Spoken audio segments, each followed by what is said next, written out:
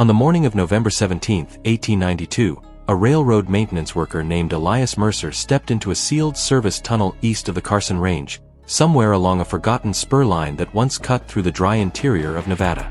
He was 43 years old, a former miner turned railroad hand, the kind of man who knew the sound of timber under pressure, the smell of damp rock, and the difference between a tunnel settling naturally and a tunnel hiding something dangerous. According to the inspection note later attributed to him, Mercer had been sent alone to examine a blocked section of track that no locomotive had used in years. The line was not officially abandoned, not yet, but it had been removed from the active schedule. No passenger cars passed through it. No freight was routed there. On paper, it was described only as temporarily unsuitable for service. But when Mercer reached the mouth of the tunnel that morning, he found something that did not belong. The entrance had not collapsed.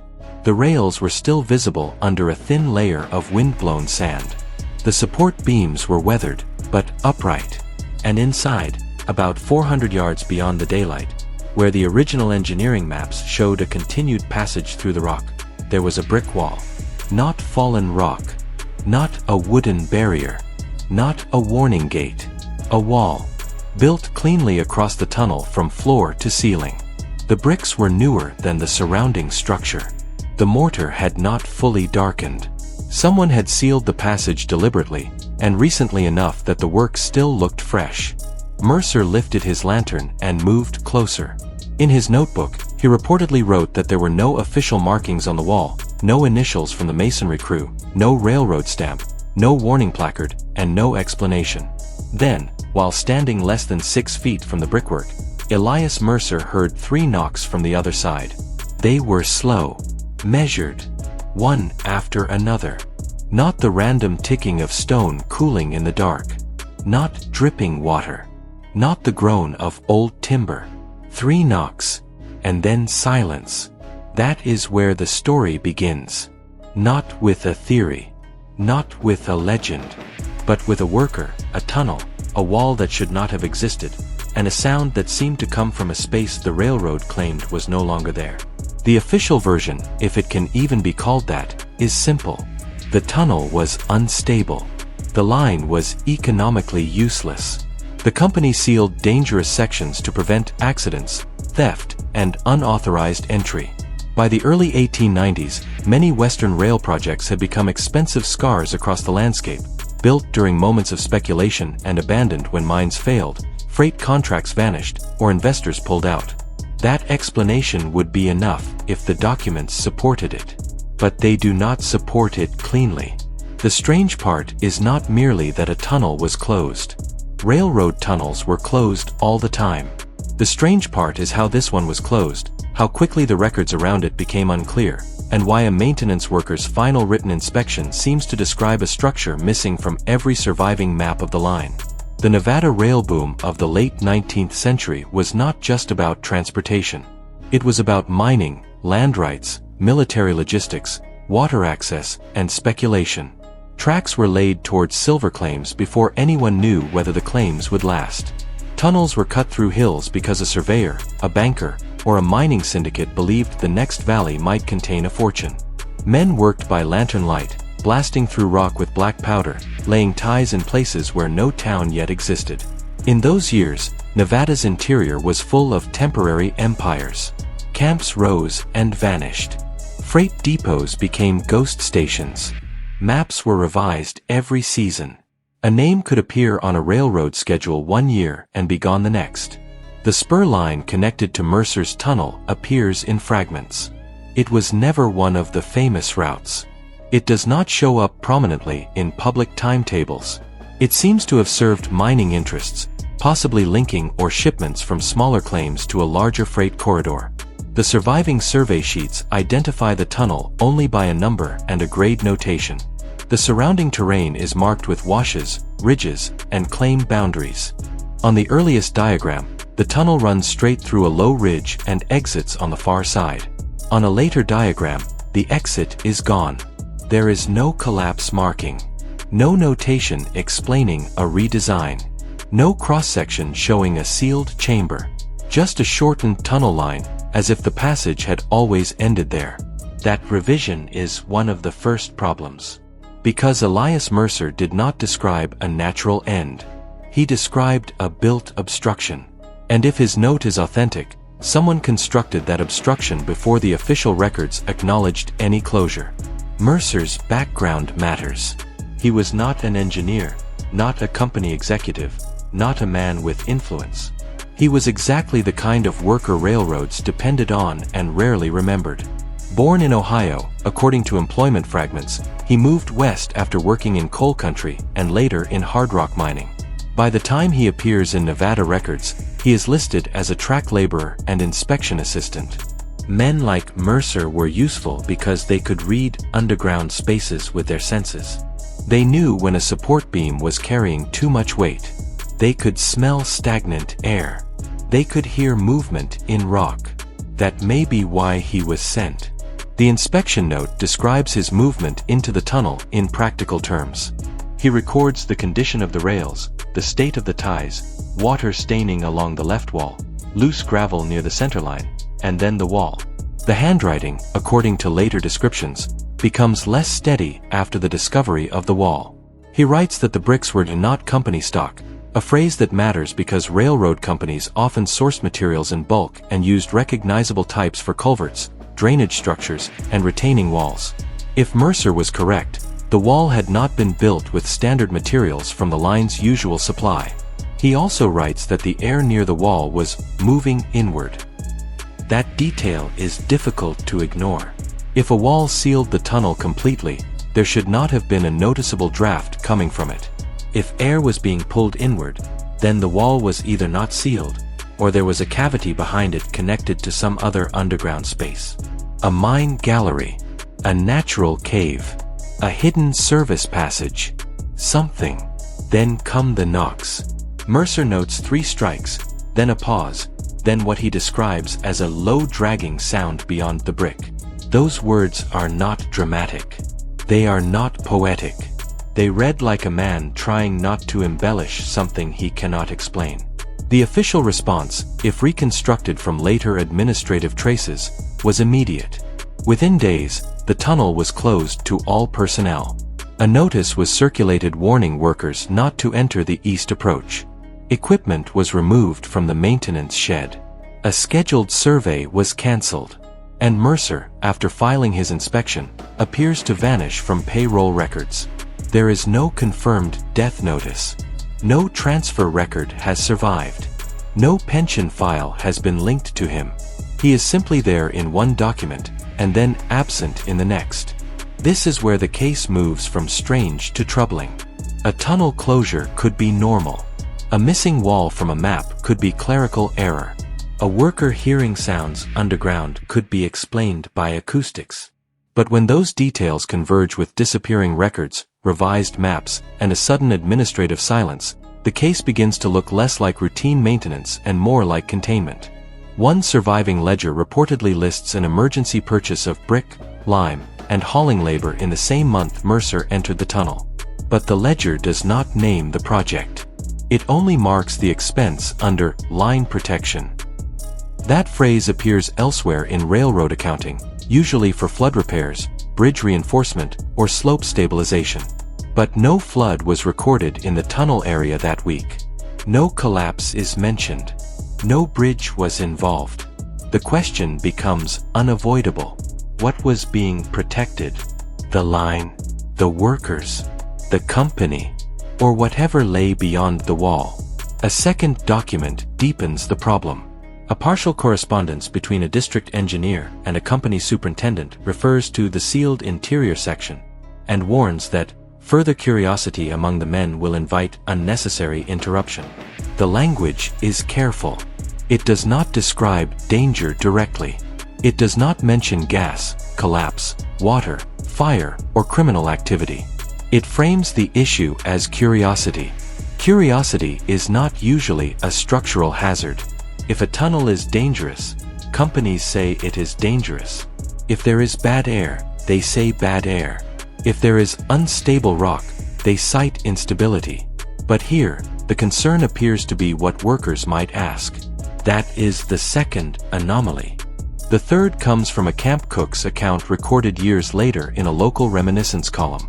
The cook, unnamed in the clipping but attached to a maintenance crew near the spurline, claimed that several workers had heard hammering under the ridge before the tunnel was closed. He said the sounds came at night, after the crews had stopped working, and that one foreman told the men not to discuss it in town. The column was not treated as major news. It was printed as a memory of old rail days, the kind of anecdote newspapers often published when ghost towns and frontier hardship became nostalgic subjects. But its details align uncomfortably with Mercer's note. Hammering. A sealed section. Instructions not to talk. Then there is the map. The earliest survey places the tunnel's far exit near a dry wash that connected to several mining claims. Later maps erase that exit. But a hand-drawn claim map from a nearby mining dispute seems to show an unnamed opening on the far side of the ridge, almost exactly where the railroad tunnel should have emerged. The marking is not labeled as railroad property.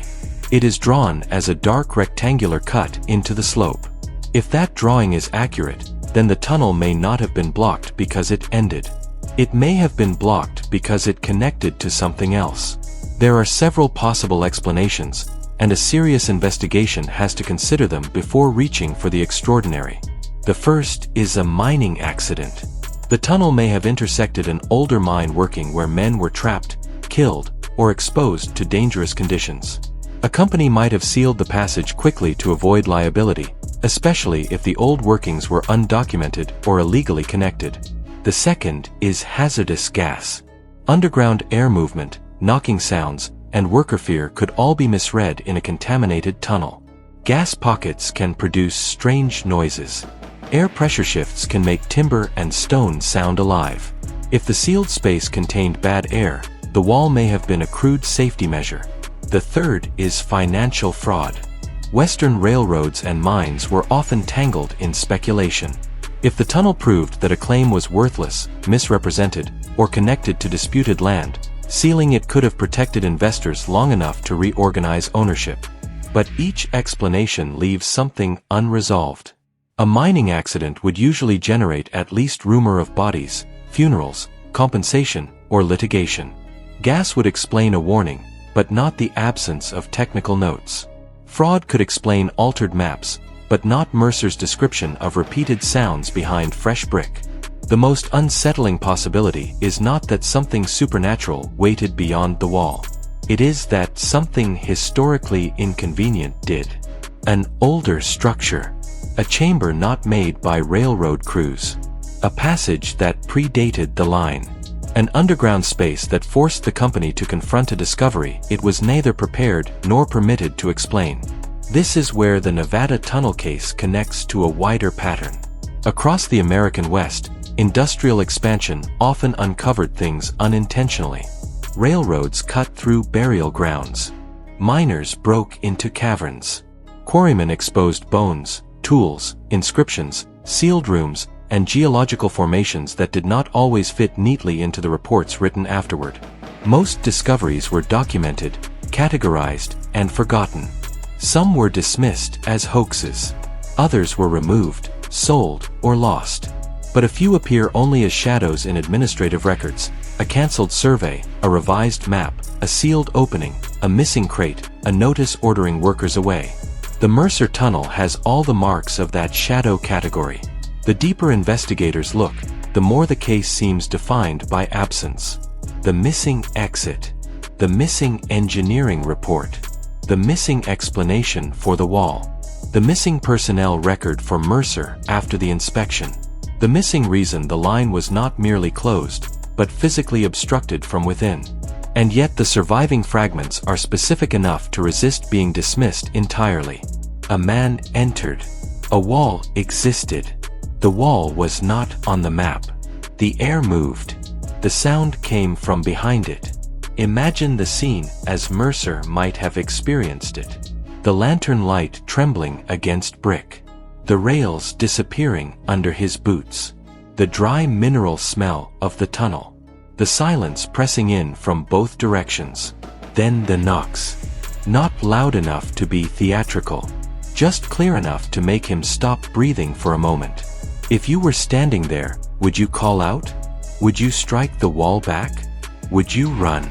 The inspection note does not say Mercer answered. It only says he listened. That restraint makes the account more disturbing.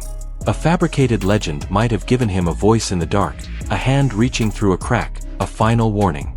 Instead, the record gives us almost nothing. 3 knocks. A dragging sound. A draft. Then, procedure. Procedure can be more frightening than myth.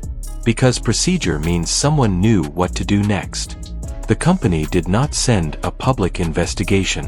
It did not announce a rescue. It did not publish a warning. It closed the section, withdrew personnel, revised the maps, and let the line fade from use. By 1894, the spur was effectively dead. The area around the tunnel no longer appeared in practical route discussions. The mining claims it once served changed hands. The maintenance camp emptied. Wind took the track bed. Sand filled the spaces between the ties. In time, the tunnel entrance itself became difficult to identify. What remains is a story built from damaged paper and negative space. The strongest evidence is not a photograph of the wall or a preserved brick from the site. It is the behavior surrounding the discovery, the speed of the closure, the map revision, the administrative vagueness, the way ordinary language bends around the central fact without naming it. When institutions hide something, they do not always create dramatic cover-ups. More often, they create boring paperwork. They reclassify. They shorten. They omit. They move a line on a map and wait for everyone who remembers the original to die. That may be what happened here. Or perhaps the truth is more mundane. Perhaps Mercer heard shifting rock. Perhaps the wall was an undocumented safety barrier. Perhaps the missing records were lost not because they were dangerous, but because paper decays, offices burn, companies merge, and history forgets what is not profitable to preserve. That explanation is possible. But it does not answer the final question. Why build a wall inside the tunnel instead of sealing the entrance? If the goal was simply to keep people out, the entrance would have been easier, cheaper, and more visible. A wall deep inside the tunnel suggests the company did not fear entry into the tunnel itself. It feared access to a particular point beyond it. The location of the wall matters. It was not a closure of the tunnel. It was a closure within the tunnel. That distinction is the heart of the case. Whatever lay behind the brickwork was not meant to be reached again, even by workers who had already entered the outer passage. The wall divided known space from forbidden space. It turned a transportation tunnel into a boundary. And Elias Mercer may have been the last man to stand at that boundary and hear something respond. In the end, the sealed tunnel under Nevada does not give us a clean answer. It gives us a pattern of questions. Who ordered the wall built? Why was it absent from the plans? What created the draft? What caused the knocks? Why did the inspection record vanish from regular files? Why did Mercer disappear from the payroll? And why did the railroad behave less like a company repairing infrastructure and more like an institution burying a discovery? The most powerful mysteries are not always the ones that prove the impossible. Sometimes they are the ones that reveal how carefully the possible can be hidden.